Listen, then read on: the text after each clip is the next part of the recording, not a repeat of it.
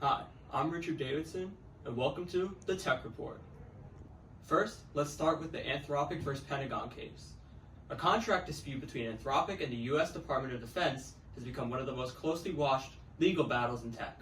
Claude was the first AI model certified to operate on classified systems, and Anthropic had actively sought out that government partnership. The conflict began when the Pentagon sought to renegotiate the contract to expand Claude's use. Anthropic had two key restrictions. Claude could not power fully autonomous weapons, and it could not be used for domestic mass surveillance. The Pentagon argued that existing laws already prohibit illegal surveillance, and that elected representatives, not private companies, are the appropriate checks on government power. Anthropic countered that written guarantees were necessary given significant legal gray areas around surveillance. Negotiations broke down in late February. The Pentagon designated Anthropic a supply chain risk and directed federal agencies to transition away from Claude within 6 months, while separately announcing a deal with OpenAI. Anthropic has since filed 2 lawsuits. Legal experts say the case could set a major precedent for how the government contracts with private AI companies. At its core, this dispute raises 2 difficult questions.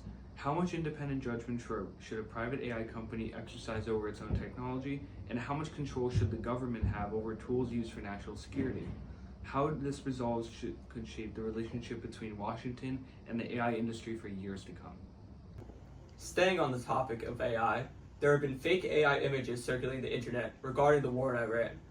During the early weeks of the war in Iran, social media has been flooded with AI-generated fake videos and images showing massive explosions, destroyed cities, and soldiers protesting, making the conflict appear more chaotic and intense than it really is.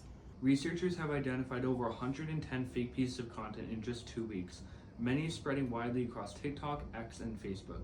New AI tools can create realistic visuals cheaply and quickly, and experts say this level of misinformation exceeds even what was seen during the Russia-Ukraine war.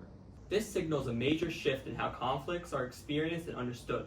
Fake content could go viral in minutes, shaping public opinion before facts are verified, and governments and individuals can now use AI to manipulate narratives and influence public support. It also raises stakes for media literacy, tech companies, and journalists alike.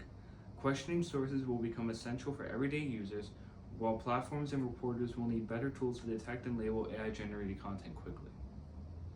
Overall, the rise of AI fakes suggests that future conflicts won't be just fought on the ground.